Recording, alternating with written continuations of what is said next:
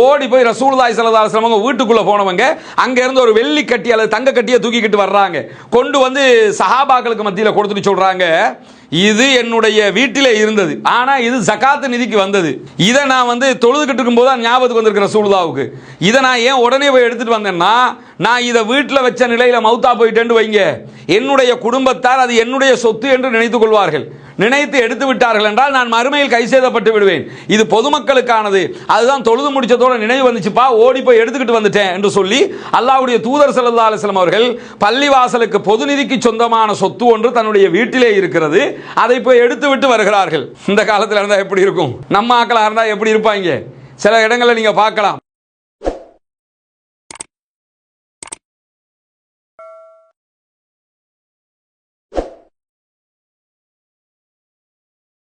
அன்பிற்கினிய சகோதர சகோதரிகளே, நம் அனைவர் மீதும் ஏக இறைவனுடைய அமைதியும் கருணையும் உண்டாகட்டுமாக. அஸ்ஸலாமு அலைக்கும் வரஹ்மத்துல்லாஹி வபரகாத்துஹு. தொடர்ச்சியாக புனிதமிக்க ரமதானுடைய மாதத்திலே இரவு தொழுகைகளை முடித்ததற்கு பிறகு நபிகள் நாயகம் ஸல்லல்லாஹு அலைஹி வஸல்லம் அவர்களுடைய வாழ்நாட்கள் எப்படி கழிந்திருக்கின்றன, ரசூலுல்லாஹி ஸல்லல்லாஹு அலைஹி வஸல்லம் அவர்கள் உலகத்தில் தோன்றிய தலைவர்களில் எப்படி வித்தியாசப்பட்டு தென்படுகிறார்கள், நபிகள் நாயகத்தை நாம் ஏன் பின்பற்ற வேண்டும், நபிகள் நாயகம் ஸல்லல்லாஹு அலைஹி வஸல்லம் அவர்கள் தன்னுடைய வாழ்நாளில் எப்படி அப்பழுக்கற்ற ஒரு தனிப்பெரும் தலைவராக வாழ்ந்து காட்டி இருக்கிறார்கள் என்கிற செய்திகளைத்தான் தொடர்ச்சியாக நம்ம பார்த்து வர்றோம். அந்த அடிப்படையில் இன்றைய நாளிலும் நபிகள் நாயகம் ஸல்லல்லாஹு அலைஹி வஸல்லம் அவருடைய வாழ்க்கையில் நடைபெற்ற மிக முக்கியமான சில செய்திகளை பார்க்க இருக்கிறோம். குறிப்பாக ரசூலுல்லாஹி ஸல்லல்லாஹு அலைஹி வஸல்லம் அவர்கள் ஏற்கனவே நம்ம படித்த மாதிரி 2 தலைமைத்துவங்களை கையிலே வைத்துக் கொண்டிருந்தார்கள். 2 ஆட்சி பீடங்கள், அதிகார பீடங்கள் ரசூலுல்லாஹ்விடத்தில் இருந்தது. ஒன்று, இறைவனுடைய இறுதி இறை தூதராக ரசூலுல்லாஹ் இருக்கிறார்கள். எனவே தூதுத்துவம் என்கிற அதிகார பீடம் ரசூலுல்லாஹ்விடத்தில் இருக்கிறது. இரண்டாவதாக நபிகள் நாயகம் ஸல்லல்லாஹு அலைஹி வஸல்லம் அவர்கள் நாட்டினுடைய ஜனாதிபதியாக இருக்கிறார்கள். அதுவும் தனிப்பெரும் ஜனாதிபதியாக இருக்கிறார்கள். எதிர்க்கட்சி கிடையாது, கேள்வி கேட்கறதுக்கு ஆள் கிடையாது. ஆட்சியில் ஜனாதிபதியாக இருந்தாலே அந்த காலத்தில் கேள்வி கேட்க முடியாது. இவங்க பிளஸ் ஆன்மீக தலைவராக இருக்கிறாங்க. ஆன்மீக தலைவர்கிட்ட யாராவது கேள்வி கேட்பாங்களா? கேள்வியை கேட்க மாட்டாங்க. அதெல்லாம் சரியா தான் இருக்கு, அவர் சொன்னா பிழையா இருக்குமாங்கிற மாதிரி இருந்துருவாங்க. இந்த மாதிரியான ஒரு 2 அதிகார பீடங்களை நபிகள் நாயகம் ஸல்லல்லாஹு அலைஹி வஸல்லம் அவர்கள் கையிலே வைத்துக் கொண்டிருந்த நிலையில எந்த சந்தர்ப்பத்திலும் அல்லாஹ்வுடைய தூதர் ஸல்லல்லாஹு அலைஹி வஸல்லம் அவர்கள் தன்னுடைய ஆட்சியில் அரச கருவூலத்திலிருந்து சம்பளமாகவோ சும்மாவோ பொருளை, எந்த ஒரு பணத்தையோ பொருளையோ தான் சம்பளமாக பெற்றுக்கொள்ளவில்லை, தான் பரிசாக பெற்றுக்கொள்ளவில்லை என்பது ஒரு கணக்கு. தனக்கு பின்னால் தன்னுடைய குடும்பத்தினரும் இதிலிருந்து எதையுமே எடுக்கக்கூடாது, அவர்களுக்கு அது தடை செய்யப்பட்டது என்கிறத டிக்ளேர் பண்ணிவிட்டு போன உலக தலைவர்கள்ல இவரை தவிர நீங்க யாரையுமே பார்க்க முடியாது. நானும் அனுபவிக்க மாட்டேன், என்னுடைய குடும்பத்தை சேர்ந்த யாருமே இதை அனுபவிக்க கூடாது என்று ரசூலுல்லாஹ் கட்டளையிடுகிறார்கள். குறிப்பாக சஹீஹுல் புகாரியிலே வரக்கூடிய ஒரு அழகான செய்தியை பாருங்க. நபிகள் நாயகம் ஸல்லல்லாஹு அலைஹி வஸல்லம் அவர்கள் ஒரு முறை பள்ளிவாசலுக்குள்ள நிறைய பேரிச்சம்பழங்கள் குவித்து வைக்கப்பட்டிருக்கு. ரசூலுல்லாஹ்வுடைய பள்ளிவாசல் எப்படி இருக்கும்னு கேட்டா, அதுதான் தொழுகை நேரத்தில் பள்ளிவாயல், ஆட்சி பீடத்தின் தலைமை பீடம் அதுதான், தலைமை செயலகமாக அதுதான் செயல்படும், தண்டனை கொடுக்கக்கூடிய சிறை கூடமாக அதுதான் செயல்படும், உதவி செய்யக்கூடிய இடமாகவும் அதுதான் செயல்படும், எல்லாமாகவும் அது செயல்படும். அப்படியான நேரத்தில் தர்மமாக கிடைத்த ஒரு தொகை பேரிச்சம்பழங்கள் மஸ்ஜிது நபவிக்குள்ள குவிக்கப்பட்டிருக்கிறது. அப்படி குவிச்சு வச்சிருக்கும் போது ரசூலுல்லாஹ்வுடைய பேர பிள்ளைகள் ஒரு பிள்ளை ஹசன் அல்லது ஹுசைன் என்ன பண்றாங்கன்னு கேட்டா, அவர் சின்ன பிள்ளை, அவர் துருதுருன்னு ஓடி போய் பேரிச்சம்பழம் தானே இருக்க, எடுத்து ஒன்று வாயில போட்டுக்கிறோம்னு. அப்படி பசங்க சின்ன பிள்ளைகள் போடுவாங்களா, நோம்பு காலத்தில் பள்ளிக்குள்ள வச்சிருப்போம், யாரும் எடுத்து வாயில போட பார்ப்பாங்க. இல்லைன்னா கொஞ்சம் சாக்லேட் இருக்குது, டொஃபி இருக்குதுன்னா எடுத்து வாயில போட்டுக்குவாங்களா இல்லையா? இது மாதிரி அந்த குழந்தையும் என்ன பண்றாருன்னு கேட்டா, பேரிச்சம்பழத்தை எடுத்து சின்ன பிள்ளை அவங்க சாப்பிட்டுறாங்க. வாயில போட்டதோட அல்லாஹ்வுடைய தூதர் ஸல்லல்லாஹு அலைஹி வஸல்லம் அவங்க வேகமாக ஓடி போய் துப்பு துப்பு துப்புன்னு சொல்லி துப்ப வைக்கிறாங்க. வாய்க்குள்ள விரல விட்டு, சில ஹதீஸ்கள்ல வாய்க்குள்ள விரல விட்டு ரசூலுல்லாஹ் வெளியே எடுத்தாங்க. வெளியே எடுத்துவிட்டு அத்தோட நிறுத்தல. என்ன சொன்னாங்கன்னு கேட்டா, நபிகளார் ஸல்லல்லாஹு அலைஹி வஸல்லம் அவருடைய குடும்பத்தாருக்கும் நபிகளாருக்கும் இந்த பொருட்கள் ஆகுமாக்கப்பட்டதல்ல, நமக்கு இது ஹலால் இல்லை, நம்ம இதை சாப்பிடக்கூடாதுங்கிறது உங்களுக்கு தெரியாதா? இது பள்ளிவாசலுக்கு ஏழைகளுக்காக வந்தது, நம்ம இதில் கை வைக்கவே கூடாது அப்படின்னு சொல்லி ரசூலுல்லாஹி ஸல்லல்லாஹு அலைஹி வஸல்லம் அவர்கள் சொல்லுகிறார்கள். கொஞ்சம் யோசிச்சு பாருங்க. இன்றைக்கு இருக்கக்கூடிய தலைவர்கள், இன்றைக்கு இருக்கக்கூடிய நிர்வாகிகள், இன்றைக்கு இருக்கக்கூடிய பல பள்ளிவாசல்களின் தலைவர்களை இதோட நம்ம ஒப்பிட முடியுமா? இன்னைக்கு நம்ம நாட்டில் இருக்கக்கூடிய எத்தனை ட்ரஸ்ட், எத்தனை நிறுவனங்கள்ல எவ்வளவு பிரச்சனைகள் இருக்கிறது. கஃபூரியா பொது சொத்து, அது எங்க சொத்துன்னு எடுத்துக்கிட்டு போயிட்டாங்க. அதே மாதிரி ட்ரிங்கோமலை ரசூல் ட்ரஸ்ட், அது எங்க சொத்துன்னு சொல்லி வழக்கு பேசிக்கிட்டு இருக்கிறாங்க. அதே மாதிரி இப்ப கல்லெலிய பெண்கள் அரபு கல்லூரி, அதை ஒரு குடும்பமே அபகரிக்கிறதுக்கு துடிச்சுக்கிட்டு இருக்கிறாங்க. பொதுமக்களுக்கு இலங்கை வரலாற்றில் இலங்கை மக்களுக்காக உருவாக்கப்பட்ட பெண்கள் அரபு கல்லூரியில் மிக முக்கியமான ஒரு கல்லூரி, பிளஸ் அரசாங்கத்தினுடைய முழுமையான ஆதரவு பெற்ற செமி கவர்மெண்ட் வேற ஜாகிரா காலேஜ் மாதிரி அரசாங்கத்தினுடைய இலவச பாட புத்தகங்கள் அந்த கல்லூரிக்கு கிடைக்கும், அரசாங்கத்தினுடைய முழுமையான அனுசரணை கிடைக்கும். இப்படி எந்த ஒரு அரபு கல்லூரியும் இலங்கையில் கிடையாது. அந்த அரபு கல்லூரியை மொத்தமாக ஆட்டைய போடுறதுக்கு ஒரு குடும்பம் தடுமாறிக்கிட்டு இருக்கிறாங்க. அதுக்குன்னு சொல்லி ஓடி அலைஞ்சுக்கிட்டு இருக்கிறாங்க. அது எங்க சொத்துன்னு கிடக்குறாங்க. எவ்வளவு வீம்பு மன அழுத்தம் இருந்தால் இப்படியான பொது சொத்துக்களை எல்லாம் எடுப்பதற்கு அச்சப்படணுமா இல்லையா? அசால்ட்டா பொதுமக்களுடைய சொத்துக்களை இது எங்களுடைய சொத்து அபகரிச்சுக்கிறான். அவ்வளவு பெரிய மதரசாவை ஆட்டைய போடுற அளவுக்கு மனசு வருதுன்னு சொன்னா அவங்க கிட்ட போய் இந்த பேரிச்சம்பழத்தில் ஹதீஸை சொன்னா அவன் ஏத்துக்குவானா?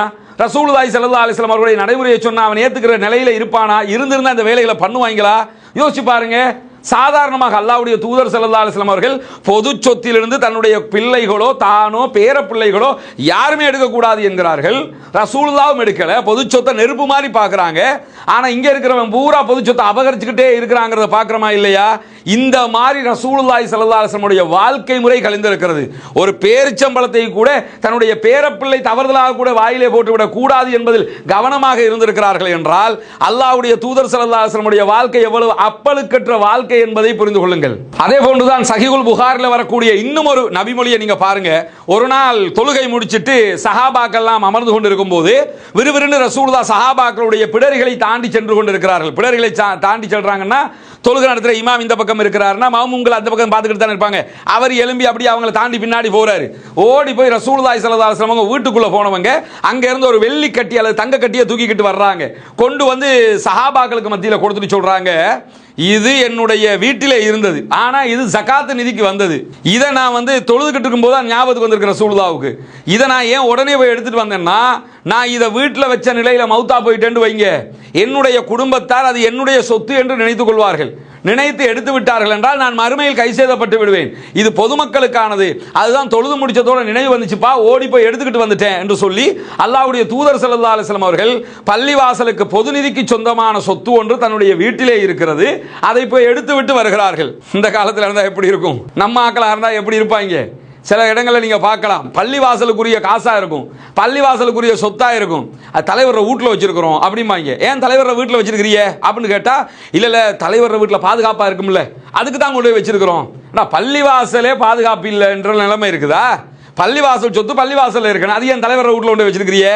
பள்ளிவாசல் பணத்தை ஏன் தலைவர் வீட்டில் கொண்டு வைக்கணும்? எப்படியான நடைமுறையை நம்ம வச்சுக்கிட்டு இருக்கிறோம்? அல்லாஹ்வுடைய தூதர் ஸல்லல்லாஹு அலைஹி வஸல்லம் அவர்கள் எப்படியான நடைமுறையை வைத்திருந்தார்கள்? அரசாங்க சொத்து என்னுடைய வீட்டில் இருந்ததப்பா, நினைவுக்கு வந்தது, அதான் ஓடி போய் எடுத்துட்டு வந்துட்டேன். இப்படி யாரை பார்க்க முடியும்? அவர் அதை எடுத்திருந்தா கூட யாரு கேள்வி கேட்பா? யாராவது கொஸ்டின் பண்ண முடியுமா? யாருக்குமே தெரியாது, அல்லாஹ்வுக்கு மட்டும்தான் தெரியும். இறைவனை பயந்த ஒரு காரணத்தினால் ரசூலுல்லாஹ் அதை செய்கிறார்கள், இறைவனின் தூதர் என்பதால் செய்கிறார்கள். அது இல்லைன்னா யாருக்கு தெரிய போகுது? கொடுத்தவருக்கு தெரியும்.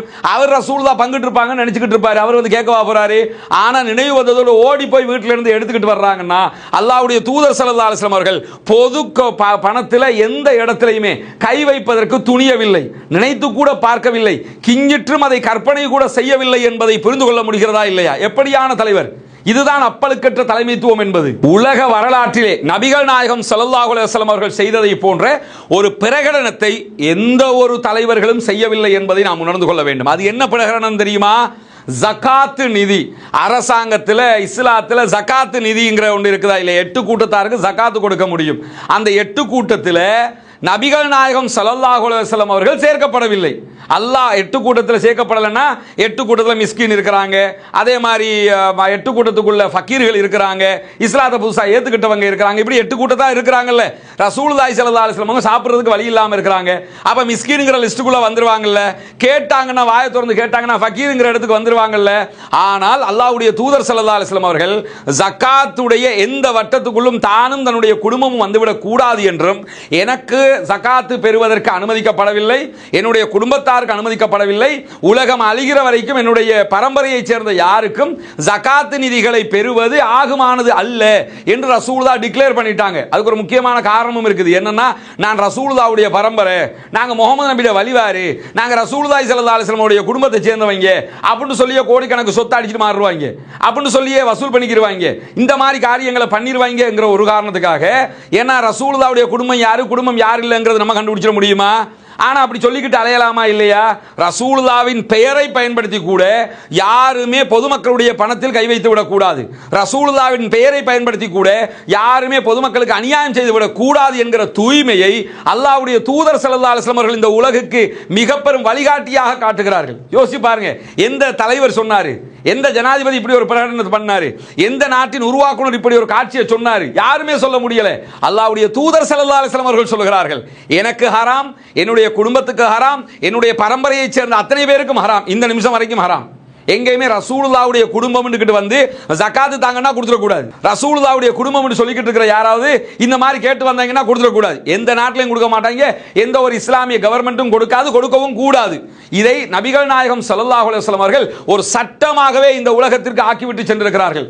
எனக்கும் தராதீங்க, என்னுடைய குடும்பத்துக்கும் தராதீங்க என்று சொல்லி பொதுமக்களுடைய பணத்தை தர வேண்டாம் என்று சொன்ன ஒரே ஒரு தலைவர் இருப்பார்கள் என்று சொன்னால் அது அண்ணலம் பெருமகனார் நபிகள் நாயகம் ஸல்லல்லாஹு அலைஹி வஸல்லம் அவர்கள் மாத்திரமாகத்தான் இருக்க முடியும் சகோதரர்களே. எனவே ரசூலுல்லாஹி ஸல்லல்லாஹு அலைஹி வஸல்லம் அவர்களை எந்த பக்கமாக நீங்க சுத்தி வந்து நின்று பார்த்தாலும் 360 டிகிரில வச்சு பார்த்தா கூட அல்லாஹ்வுடைய தூதர் ஸல்லல்லாஹு அலைஹி வஸல்லம் அவருடைய நேர்மையில், அவர்களுடைய நீதியில், அவர்களுடைய நடத்தையில், அவர்களுடைய ஒழுக்கத்தில், அவர்களுடைய பண்பாட்டில் எந்த ஒரு வித்தியாசத்தையும் நீங்கள் காட்ட முடியாது, எந்த ஒரு குறையையும் கண்டுபிடிக்க முடியாது, நிறையை தவிர நீங்க எதையுமே காட்ட முடியாது. அந்த அளவுக்கு அப்பழுக்கற்ற வாழ்க்கையை அல்லாஹ்வுடைய தூதர் ஸல்லல்லாஹு அலைஹி வஸல்லம் அவர்கள் இந்த உலகத்திலே வாழ்ந்து காட்டிவிட்டு சென்றிருக்கிறார்கள். நாம் ஏற்றுக்கொண்டிருக்கக்கூடிய தூதர் பொதுமக்களுக்காக வாழ்ந்தவர், பொதுமக்களின் பணத்தை பாதுகாத்தவர், தனக்கோ தன்னுடைய குடும்பத்திற்கோ தேவை இருந்தும் எடுத்துக்கொள்ளாதவர் என்பதை